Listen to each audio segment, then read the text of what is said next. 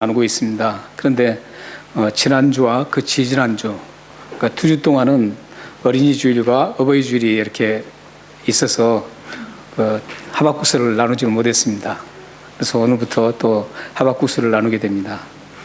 여러분들이 하박국서를 보실 때 꼭 이해하시기 좋으려면 이해하시려면 반드시 여러분들 기억해야 할 구조가 있습니다.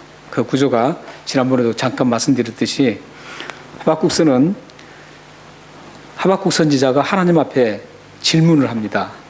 질문을 하면 하나님께서 그 질문에 답을 해주십니다. 답을 하고 또 하박국 선지자가 또 질문하면 하나님이 답을 하는 그런 형태로 하박국서가 기록되어 있습니다.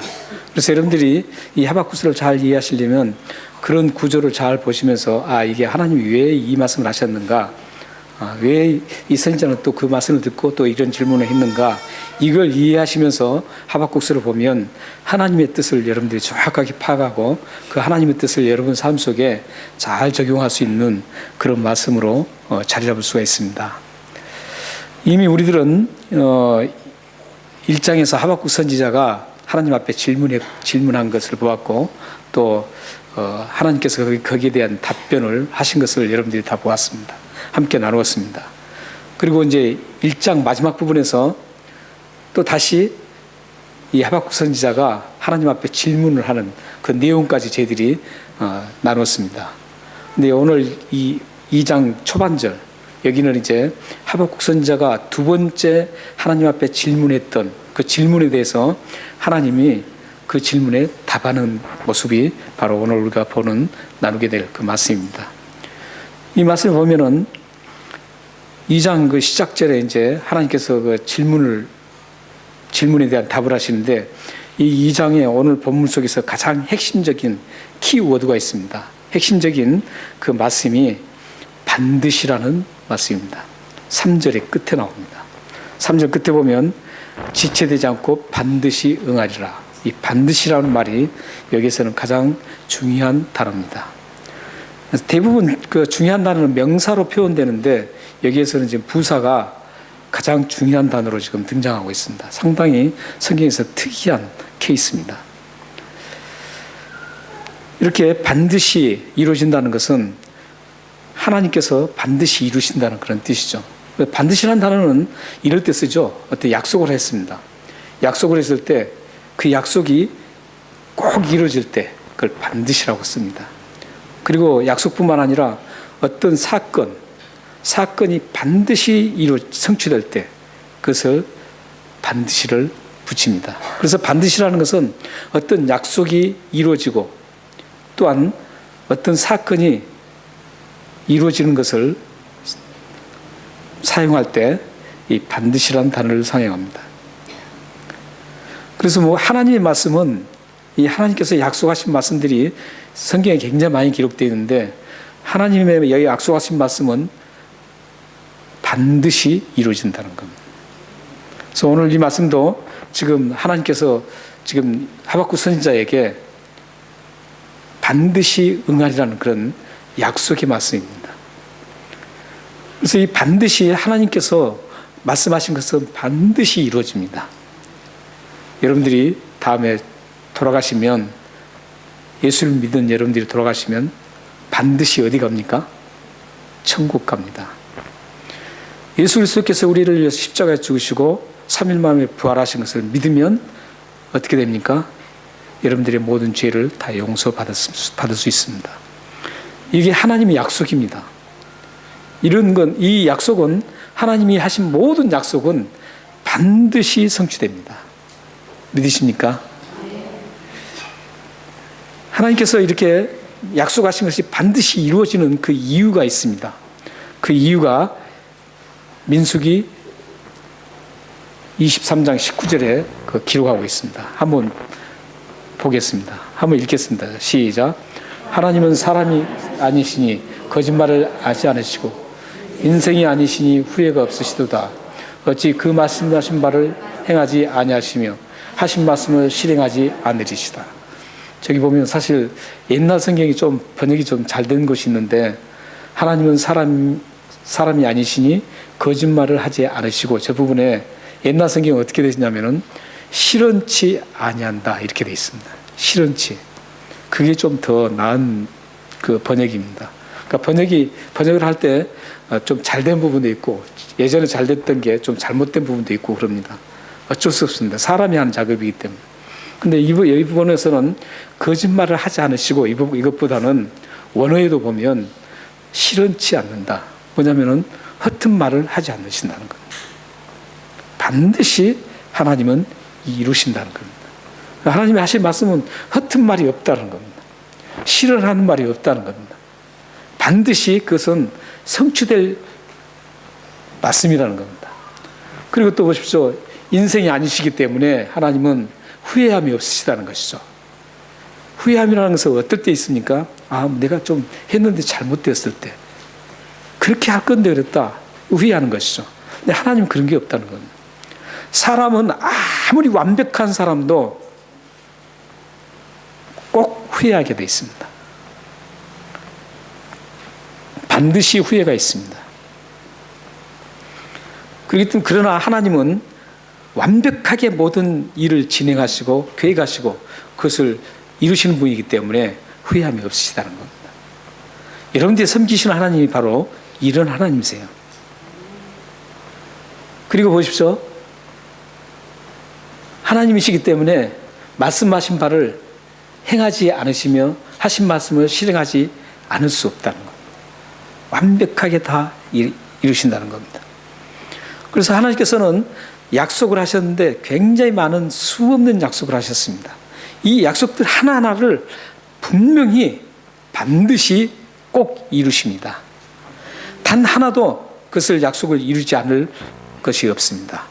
하나님은 바로 이런 분이십니다.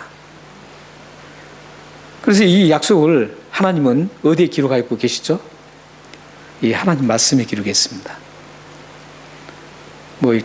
히스토리에다 기록한 게 아닙니다.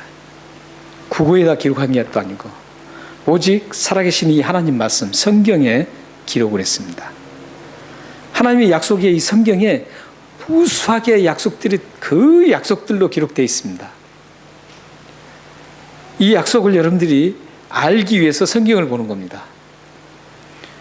이 약속을 여러분들이 잘 이해하면 하나님의 뜻이 어디 있는가를 알 수 있습니다.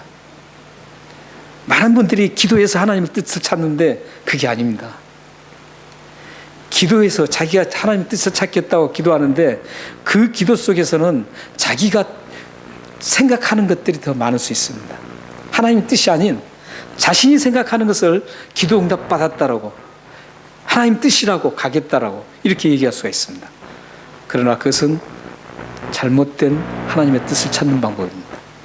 하나님 뜻은 성경에 있습니다. 성경 말씀을 잘 보시면 하나님의 약속들이 다 있어요. 그 약속들을 하나하나 보면 하나님의 뜻이 어디 있는지, 내가 어떻게 그리스도인답게 살아야 되는지, 내가 어떻게 이 세상을 살아가야 되는지, 이 모든 것들이 그 약속 안에 다 담겨 있습니다. 그래서 이 성경을 뭐라 그럽니까? 약속의 책이라 그럽니다. 성경에서는 이 약속을 어떻게 표현하냐면 언약이라고 표현합니다. 카브먼트. 언약으로 표현하고 있습니다. 그래서 이 성경에는 언약이 무수한 언약들이 있습니다. 근데 이 성경에는 그래서 구약하면은 구약에도 언약이 있고 신약에도 언약이 있습니다.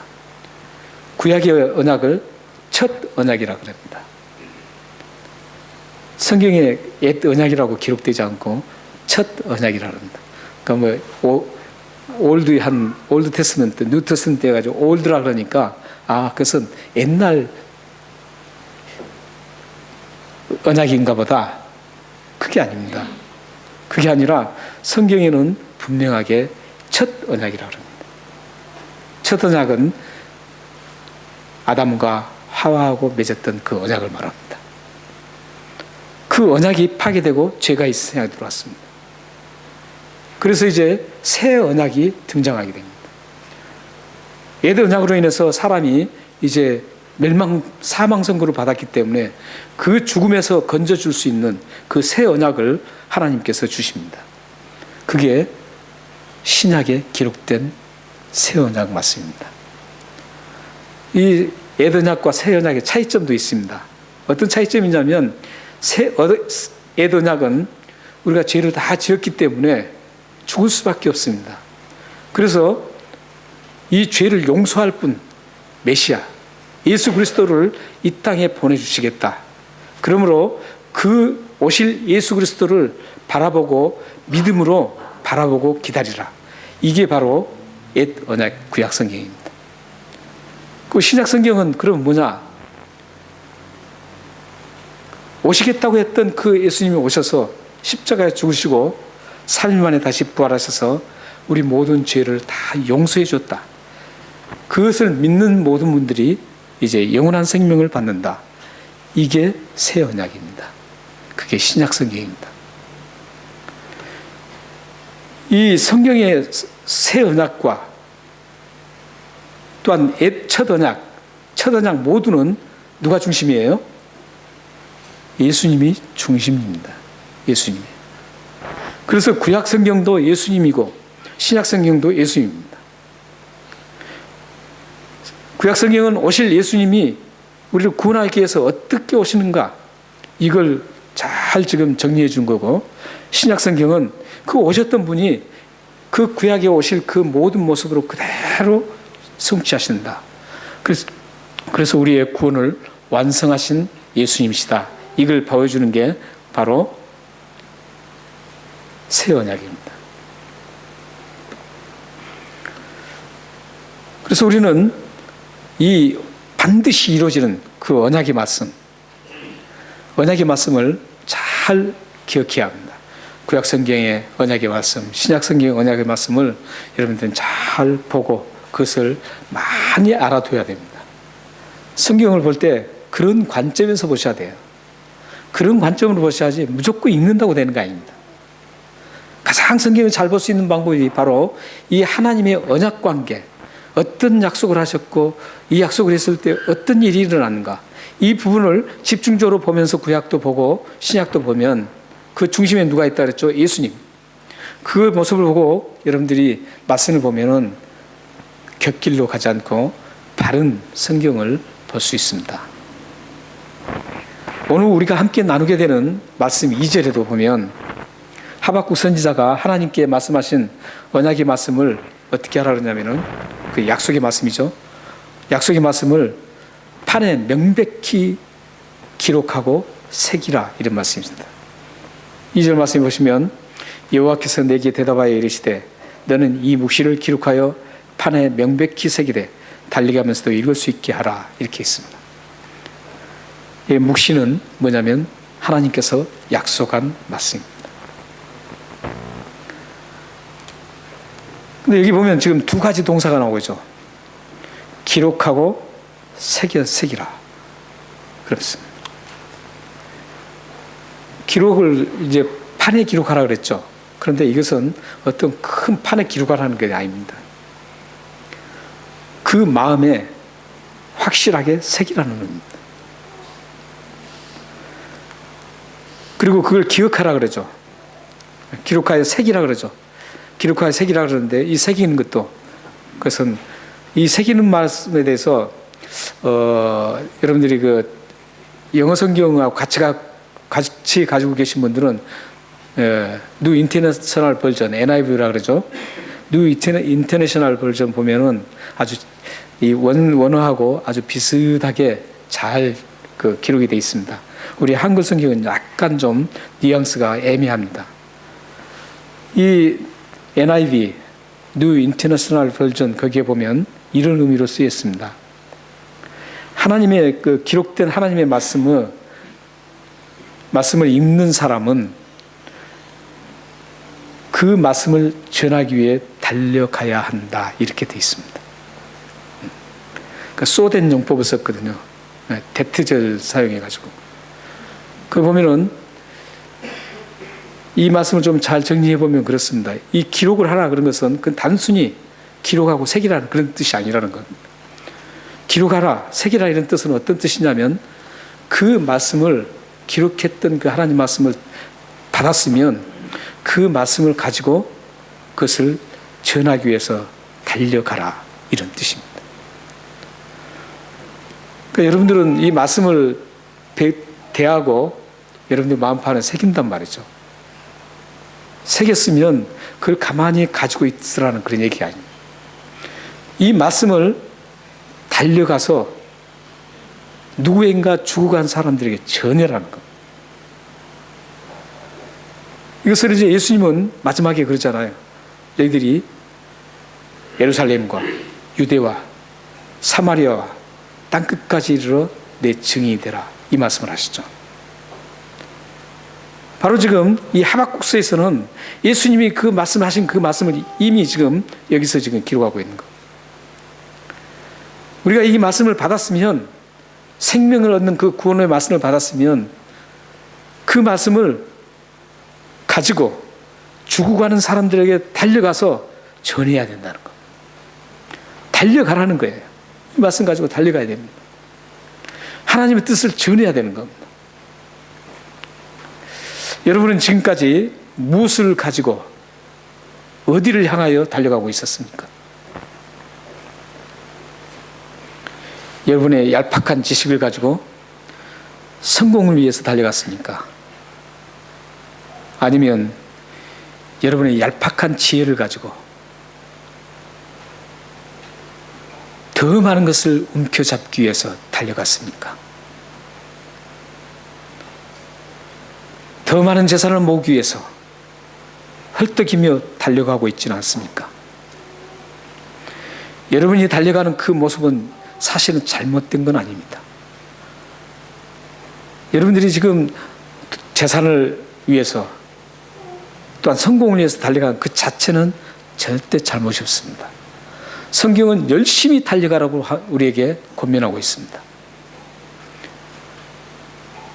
열심히 뛰어야 합니다. 열심히 달려가야 합니다. 열심히 뛰고 열심히 달려가는 그 자체가 문제가 될 수 없습니다. 하지만 문제는 여기에 있습니다. 하나님의 뜻을 이루는 데는 전혀 관심 없고 자신의 자랑을 위해서, 출세를 위해서, 자신의 성공을 위해서 달려가는 그 자체가 문제라는 것. 달려가지만, 똑같이 사람이 달려가지만 어떤 사람은 그 달려가는 그 목적이 뭔가요? 달려가는 목적이 오직 나만을 위해서가 아니라는 겁니다.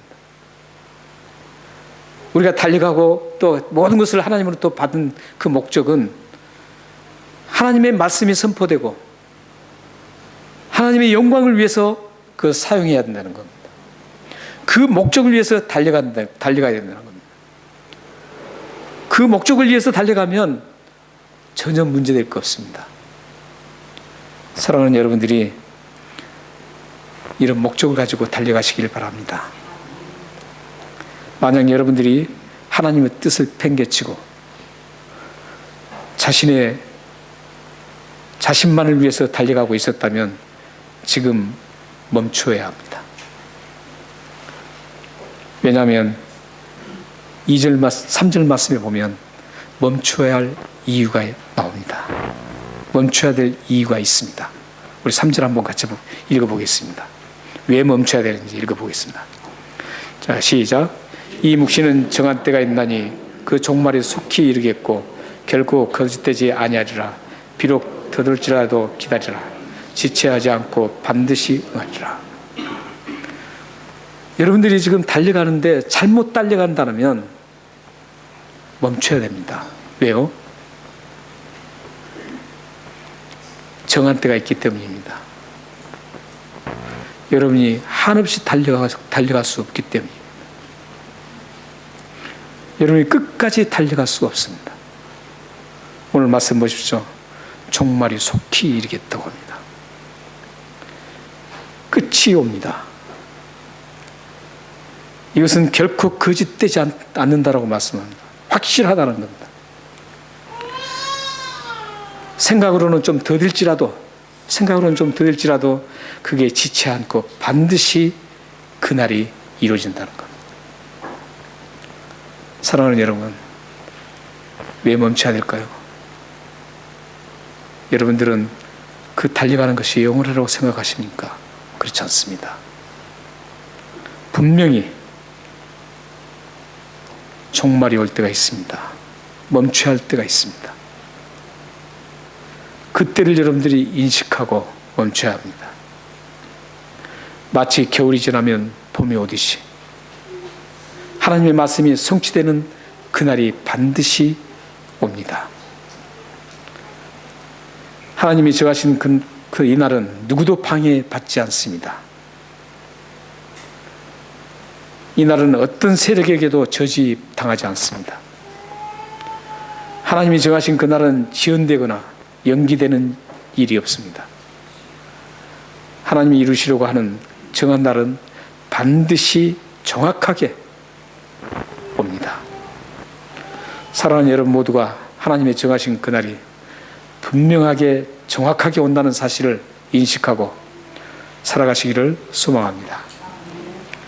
하나님께서 정하신 때 반드시 이루어진다는 이 언약의 내용이 4절에 나옵니다. 하나님 정하신 때 어떤 일이 일어나는가? 어떤 일이 일어나는가를 4절에서 지금 우리에게 설명해 주고 있습니다. 4절 한번 같이 읽겠습니다. 시작. 보라, 그의 마음은 교만하며 그의 속에서 정직하지 못하나 의인은 그의 믿음으로 말미암아 살리라.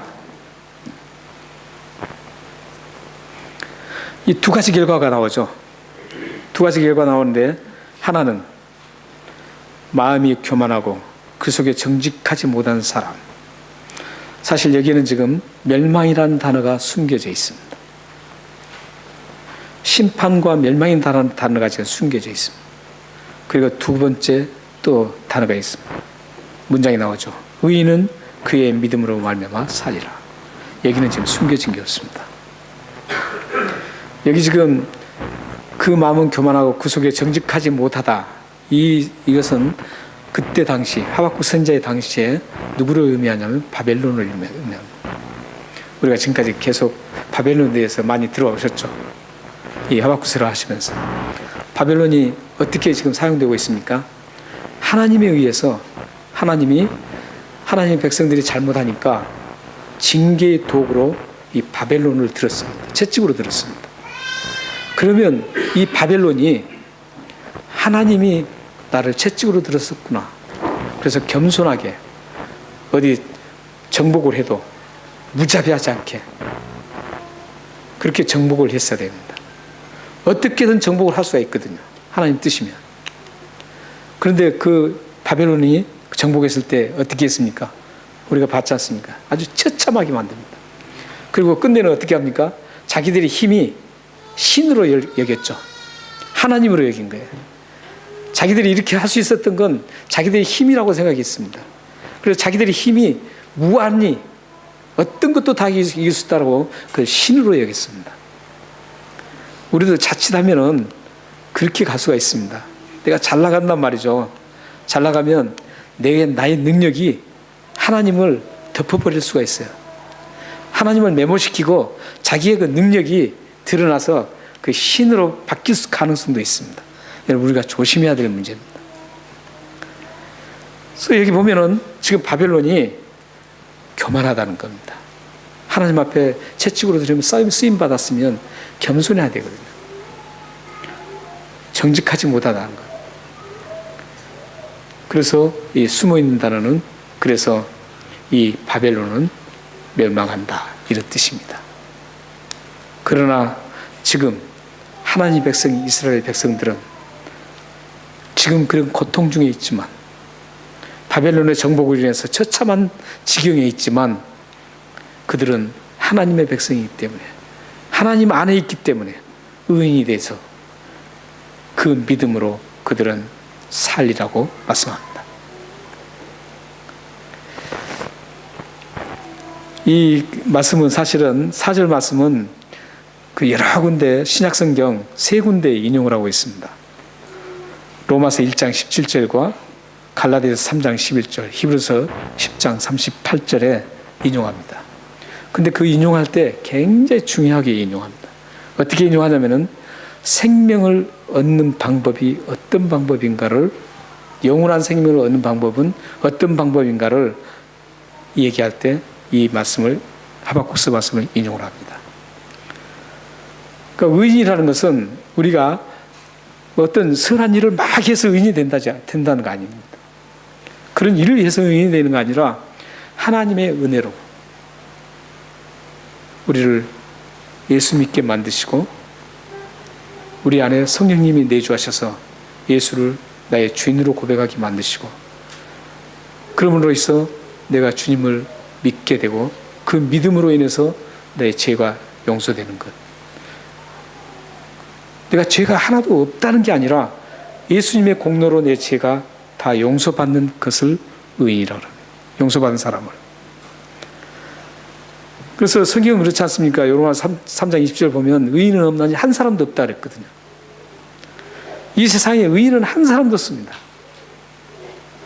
그래서 죄를 용서할 수 있는 권한도 없어요. 교황처럼 말이죠.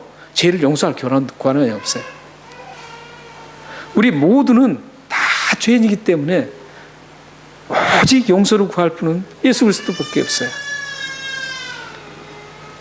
그래서 우리는 의인이 된 겁니다. 비록 죄가 있지만 예수 그리스도의 그 공로로 우리가 죄인이 아닌 의인으로 법정적인 칭호를 받았습니다. 그래서 우리는 이제 이런 의인은 어떻게 되냐면 영원한 생명을 얻는다는 겁니다. 오늘 이 말씀은 지금 의인이 된 사람들, 하나님 안에서 거하는 사람은 의인이 되는데 이 사람들은 영원히 산다는 겁니다. 한마디로 하나님 백성은 반드시 영원히 영원한 생명을 얻는다는 겁니다. 그 영원한 생명은 천국까지 이어집니다. 우리는 여기서 한 가지 좀 더 알아야 할 그 사실이 있습니다. 오늘 이 말씀은 단순히 우리가 영원한 생명만의 이 얘기가 아닙니다. 영원한 생명만 얻는 게 아니라 오늘 이 말씀 속에는 이스라엘 백성들이 그 현실 속에서 영혼이 다시 회복된다라는 그런 의미도 담고 있습니다. 이 말씀은 어떤 얘기냐면 우리가 지금 세상을 살고 있잖아요. 세상을 살아갑니다. 세상을 살아갈 때 우리에게는 지칠 수 있는 일들, 힘들고 쓰러질 수 있는 일들이 무수하게 있습니다. 이 세상 나그네 길을 가다 보면 다치기도 하고 쓰러지기도 하고 참 힘듭니다. 이 세상은 만만치 않다는 걸 살아보면 살아보실수록 알 수 있지 않습니까? 아직 지금 이제 우리 젊은 우리 형제자매들은 아직 그런 세상의 쓴맛을 아직 모를 겁니다. 부모님 밑에서 아름답게 지금 부모님의 보호를 받고 케어를 받고 살아가는 우리 형제자매들은 아직 그 얘기를 모릅니다. 그러나 여러분들이 이제 직접적으로 몸으로 부딪히는 이 세상에 나가서 몸으로 부딪히면 야, 세상이 만만하지 않구나. 참 힘들구나. 심지어는 죽고 싶다. 이런 지경에까지도 올 수 있습니다. 그만큼 세상은 만만치 않습니다. 이런 세상을 우리는 살아가야 돼요. 하나님 자녀지만 어쩔 수 없이 살아가야 됩니다. 천국 가기 전까지 우리가 살아가야 됩니다. 그렇다면 이 세상에 우리가 나그네 길을, 그 힘든 나그네 길을 갈 때 얼마나 상처도 많이 받고 지치고 쓰러질 때가 많습니까? 오늘 이 말씀은 그렇게 넘어지고 쓰러지고 상처받을 때 하나님께서 그냥 방관하지 않고 다시 일으켜 세운다라는 회복의 뜻을 가지고 있습니다. 두 가지 의미로 그러니까 다 가지고 있습니다. 영원한 생명을 우리에게 주신다는 의미도 있고, 하나는 이 세상 살아갈 때 우리가 낙담하고 힘들고 지쳐 쓰러질 때 다시 하나님께서 일으켜 세워준다라는 그런 의미도 같이 가지고 있습니다. 사랑하는 성도 여러분, 하나님은 여러분들을 영원한 생명을 얻는 그날까지 보호하시고 인도해 주실 것입니다. 뿐만 아니라 여러분들이 지치고 힘들고 쓰러지려고 할 때 하나님께서는 방관하지 않으시고 여러분들을 분명하게 일으켜 세워 주실 것입니다. 이게 하나님의 약속입니다. 하나님은 여러분들의 삶에 일어나는 문제들을 그대로 방치하거나 보고만 계시지 않습니다. 어떨 때는 하나님이 안 계신 것 같지만 시편 기자가 그렇게 무수하게 고백하죠. 하나님이 어디 있냐고 이렇게 막 고백하지만 그 다음에 보면 반드시 하나님의 역사심을 그들은 깨닫고 감사하고 찬송하는 것을 볼 수 있습니다. 우리들도 마찬가지입니다. 여러분들이 아무리 힘들고 지금 어렵고 문제들로 인해서 고민스럽고 이 문제가 풀릴 것 같지 않는 그런 문제들이 있을지라도 하나님은 그걸 다 알고 계십니다. 살아계신 하나님은 그 문제를 다 지금 보고 계십니다. 하나님이 여러분의 아픈 마음을 다 알고 계시고 여러분이 흘린 눈물방울이 몇 방울인지 다 알고 계십니다. 그 하나님은 지금 정한 때를 기다리고 계십니다. 여러분들이 눈물을 흘리지만 하나님은 정한 때를 가지고 계십니다.